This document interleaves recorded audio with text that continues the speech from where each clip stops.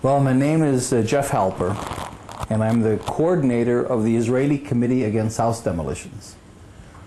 We're an Israeli peace organization, been in existence now 10 years, that's dedicated to resisting the occupation and to bringing a just peace to Israel-Palestine. We're a number of Israelis who organized when Netanyahu was elected prime minister in 1996. And when that happened, it was clear that the Oslo peace process was in a state of decline. Netanyahu ran for office on an explicitly anti-peace process ticket. And after he was elected, the occupation began to reassert itself in very brutal ways. And the Israeli peace movement had become kind of dormant during the years of Rabin and Peres. And Netanyahu's election was our wake-up call. And so a number of us from about 8 different Israeli peace organizations got together and decided that the time had come to re-engage with resisting the occupation. One of the things we did is we went out and we talked to Palestinian activists to ask them what they thought were the issues that were most important for us to handle, to tackle. What was their agenda? How could we best work together? And the issue of house demolitions came up all the time. So by the time we had begun to organize our work, we discovered there were about more than 10,000 Palestinian homes that had been demolished in the occupied territory since 1967. Today, 10 years later, the figure is about 18,000 homes of innocent Palestinians that have been demolished by Israel in the occupied territories.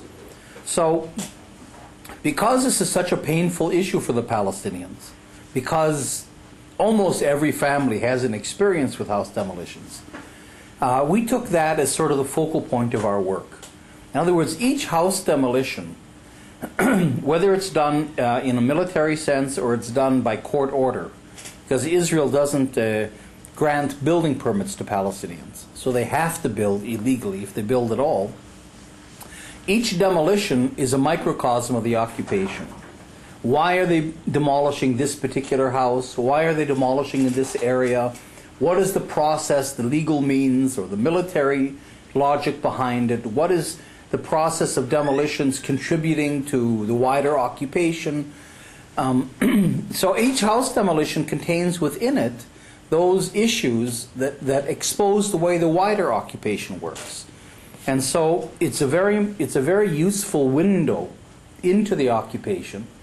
It's also very important because Israel frames its occupation, or first of all, Israel denies that it has an occupation, formally. So it never uses the word occupation. But Israel frames the conflict purely as an issue of security, that Israel is defending itself, it's the victim, and the Palestinians are the perpetrators. Well, house demolition shows exactly the opposite, that these are not houses of people that had done any security offenses. They haven't been accused of terrorism. They've never been charged with anything. They're not put in jail. Israel never claims that house demolitions is because of terrorism. So that there's something else going on here. And it's that something else that we want to get at. That something else is a proactive Israeli claim to the entire country. And it's not defensive, it's not security-based, it's proactive. And then we discover you can't explain the demolition of Palestinian houses by security. There's no security element. You can't explain the expropriation of more than half the land of the occupied territories by Israel in terms of security. You can't explain the highway system that was built to link the settlements into Israel by security. You can't explain the settlements themselves. More than 300 settlements that have been built. You can't explain those by security. They weren't built for security. They were built, on the contrary, they're even anti-security, because they nullify the West Bank as a buffer between Israel and Jordan, for example. So by moving its civilian population into the occupied territories, which is illegal under international law, Israel nullifies the security aspect of it. In other words, there's nothing of the occupation you can really explain by security.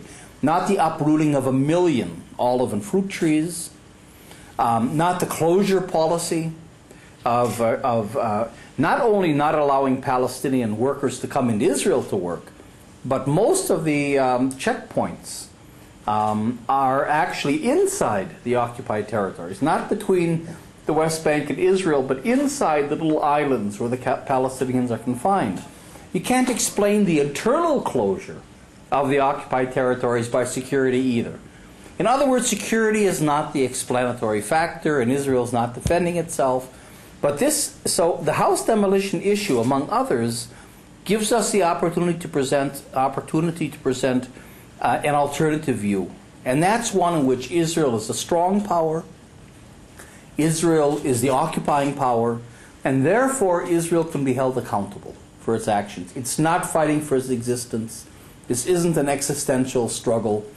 And therefore we demand that Israel be held accountable. So that on that level, the house demolition issue we use as a vehicle for ending the occupation. But on another level, of course, it allows us also to express our solidarity with the Palestinian people, because we resist the demolition of houses. We get in front of bulldozers, that's why I'm built this way. We chain ourselves in homes. We try to delay demolitions while other activists are calling journalists, calling consulate people, and so on to try to stop the demolitions. And when houses are demolished, if the family is willing, we rebuild homes that have been demolished as acts of political resistance. This isn't humanitarian. We're a political organization, and these are acts of political resistance. And and when we're rebuilding, we bring dozens of Israelis and Palestinians and international volunteers together at a building site to rebuild a home. So it's a very meaningful act of resistance, I think. It allows us to express our solidarity and support for these Palestinian families that are completely ruined financially. They're scared, they're intimidated, they have nowhere to live. And at the same time, like I said, it allows us to expose the way the occupation works, and to expose especially the lie behind Israel's framing, which says that this is a security issue. How has your work evolved over the years? When we last spoke, when you were in Portland, Oregon in August 2003, you were beginning to suggest that the two-state solution to the conflict in Israel-Palestine was no longer viable, that there was going to be a transition from an anti-occupation movement to an anti-apartheid movement. What events took place that changed your perception of the problems here? Well, it was actually in Portland that I wrote this article about warning what would happen if the roadmap initiative fails. So that we had supported the roadmap that was declared as an initiative in 2002 because we felt that it was a useful approach to the conflict. It talked about the roadmap, which is the roadmap of the quartet, so-called, the United States, Europe, Russia, and the UN.